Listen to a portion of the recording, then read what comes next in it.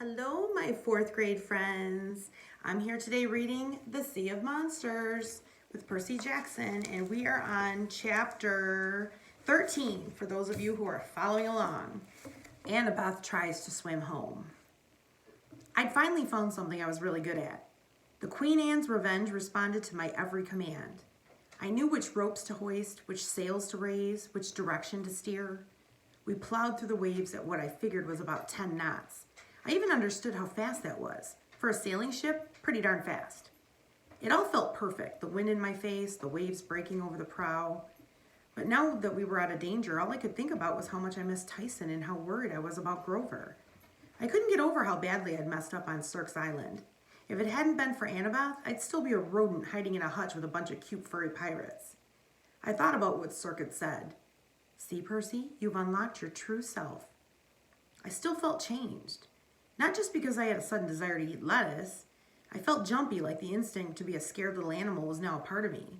Or maybe it had always been there. That's what really worried me. We sailed through the night. Annabeth tried to help me keep lookout, but sailing didn't agree with her. After a few hours rocking back and forth, her face turned the color of guacamole, and she went below to lie in a hammock. I watched the horizon.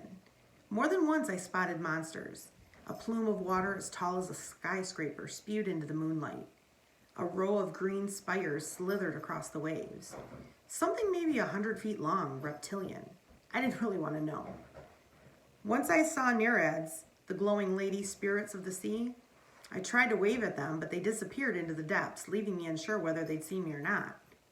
Sometime after midnight, Annabeth came up on deck. We were just passing a smoking volcano island. The sea bubbles and steamed around the shore. One of the forges of Hephaestus, Annabeth said, where he makes his metal monsters. Like the bronze bulls? She nodded. Go around, far around. I didn't need to be told twice. We steered clear of the island, and soon it was just a red patch of haze behind us. I looked at Annabeth. The reason you hate Cyclops so much? The story about how Talia really died? What happened? It was hard to see her expression in the dark. I guess you deserve to know, she said finally. The night Grover was escorting us to camp, he got confused. Took some wrong turns. You remember he told you that once. And I nodded. Well, the worst wrong turn was into Cyclops' lair in Brooklyn. They've got Cyclops in Brooklyn? You wouldn't believe how many, but that's not the point. This Cyclops, he tricked us. He managed to split us up inside this maze of corridors in an old house in Flatbush. And he could sound like anyone, Percy. Just the way Tyson did aboard the Princess Andromeda. He lured us one at a time. Talia thought she was running to save Luke. Luke thought he heard me scream for help. And me, I was alone in the dark, 7 years old. I couldn't even find the exit. She brushed her hair out of her face. I remember finding the main room. There were bones all over the floor. And there were Talia and Luke and Grover tied up and gagged, hanging from the ceiling like smoked hams. The Cyclops was starting a fire in the middle of the floor. I drew my knife, but he heard me. He turned and smiled and spoke and somehow knew my dad's voice. I guess he just plucked it out of my mind. He said, now, Annabeth, don't you worry. I love you. You can stay here with me. You can stay forever. I shivered. The way she told it, even now, 6 years later, freaked me out worse than any ghost story I'd ever heard. What did you do? I stabbed him in the foot. I stared at her. Are you kidding? You were 7 years old and you stabbed a grown Cyclops in the foot? Oh, he would have killed me, but I surprised him. It gave me just enough time to run to Talia and cut the ropes on her hands. She took it from there. Yeah, but still, that was pretty brave, Annabeth. She shook her head. We barely got out alive. I still have nightmares, Percy. The way that Cyclops talked to my father's voice. It was his fault we took so long getting to camp. All the monsters who'd been chasing us had time to catch up. That's really why Talia died.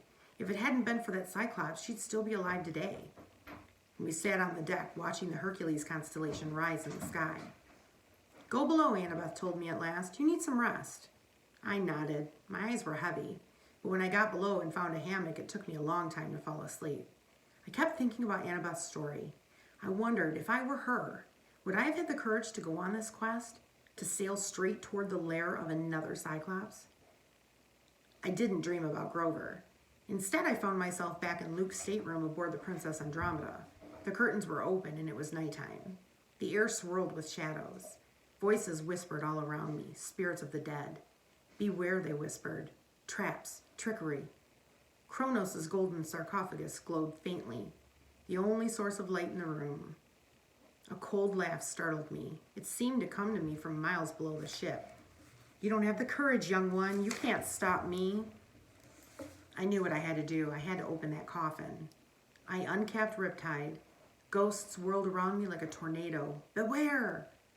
My heart pounded. I couldn't make my feet move, but I had to stop Kronos. I had to destroy whatever was in that box. Then a girl spoke right next to me. Well, Seaweed Brain? I looked over expecting to see Annabeth, but the girl wasn't Annabeth. She wore punk-style clothes with silver chains on her wrists. She had spiky black hair, dark eyeliner around her stormy blue eyes, and a spray of freckles across her nose. She looked familiar, but I wasn't sure why. Well, she asked, are we going to stop him or not? I couldn't answer. I couldn't move. The girl rolled her eyes. Fine, leave it to me and Aegis. She tapped her wrist and her silver chains transformed, flattening, expanding into a huge shield. It was silver and bronze with the monstrous face of Medusa protruding from the center. It looked like a death mask, as if the Gorgon's real head had been pressed into the metal. I didn't know if that were true or if the shield could really petrify me, but I looked away. Just being near it made me cold with fear. I got a feeling that in a real fight, the bearer of that shield would be almost impossible to beat. Any sane enemy would turn and run. The girl drew her sword and advanced on the sarcophagus. The shadowy ghosts parted for her, scattering before the terrible aura of her shield. No, I tried to warn her, but she didn't listen. She marched straight up to the sarcophagus and pushed aside the golden lid. For a moment, she stood there gazing down at whatever was in the box, and the coffin began to glow. No, the girl's voice trembled. It can't be. From the depths of the ocean, Kronos laughed so loudly the whole ship trembled. No, the girl screamed as the sarcophagus engulfed her in a blast of light. Ah! I sat bolt upright in my hammock. Annabeth was shaking me. Percy, you're having a nightmare. You need to get up. What is it? I rubbed my eyes. What's wrong? Land, she said grimly. We're approaching the island of the sirens. I could barely make out the island ahead of us, just a dark spot in the mist. I want you to do me a favor, Annabeth said. The sirens. We'll be in range of their singing soon. I remembered stories about the sirens. They sang so sweetly their voices enchanted sailors and lured them to their deaths. No problem, I assured her. We can just stop up our ears. There's a big tub of candle wax below deck. I want to hear them. And I blinked. Why? They say the sirens sing the truth about what you desire. They tell you things about yourself you didn't even realize. That's what's so enchanting. If you survive, you become wiser. I want to hear them. How often will I get that chance? Coming from most people, this would have made no sense. But Annabeth being who she was, well, if she could struggle through ancient Greek architecture books and enjoy documentaries on the History Channel, I guess the sirens would appeal to her too. She told me her plan. Reluctantly, I helped her get ready. As soon as the rocky coastline of the island came into view, I ordered one of the ropes to wrap around Annabeth's waist, tying her to the foremast. Don't untie me, she said, no matter what happens or how much I plead. I'll want to go straight over the edge and drown myself. Are you trying to tempt me? Ha ha. I promised I'd keep her secure. Then I took 2 large wads of candle wax, kneaded them into earplugs, and stuffed my ears. Annabeth nodded sarcastically, letting me know that earplugs were a real fashion statement. I made a face at her and turned to the pilot's wheel. The silence was eerie. I couldn't hear anything but the rush of blood in my head. As we approached the island, jagged rocks loomed out of the fog. I willed the Queen Anne's Revenge to skirt around them. If we sail any closer, those rocks would shred our hull like blender blades. I glanced back. At first, Annabeth seemed totally normal. Then she got a puzzled look on her face and her eyes widened. She strained against the ropes. She called my name. I could tell just from reading her lips. Her expression was clear. She had to get out. This was life or death. I had to let her out of the ropes right now. She seemed so miserable it was hard not to cut her free. I forced myself to look away. I urged Queen Anne's Revenge to go faster.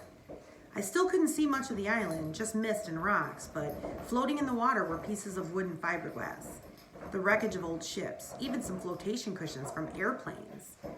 How could music cause so many lives to veer off course? I mean, sure, there were some top 40 songs that made me want to take a fiery nosedive, but still, what could the sirens possibly sing about? For one dangerous moment, I understood. I understood Annabeth's curiosity. I was tempted to take out my earplugs to get a taste of the song. I could feel the sirens' voices vibrating in the timbers of the ship. Annabeth was pleading with me. Tears streamed down her cheeks. She strained against the ropes as if they were holding her back from everything she cared about. How could you be so cruel? She seemed to be asking me. I thought you were my friend. I glared at the misty island. I wanted to uncap my sword, but there was nothing to fight. How do you fight a song? I tried hard not to look at Annabeth. I managed it for about 5 minutes. This was my big mistake. When I couldn't stand it any longer, I looked back and found a heap of cut ropes, an empty mast. Annabeth's bronze knife lay on the deck. Somehow, she'd managed to wriggle it into her hand. I'd totally forgotten to disarm her. I rushed to the side of the boat and saw her paddling madly for the island, the waves carrying her straight towards jagged rocks. I screamed her name, but if she heard me, it didn't do any good. She was entranced, swimming toward her death. I looked back at the pilot's wheel and yelled, "Stay!" Then I jumped over the side. Well, this is a really long chapter, so I'm going to stop it there.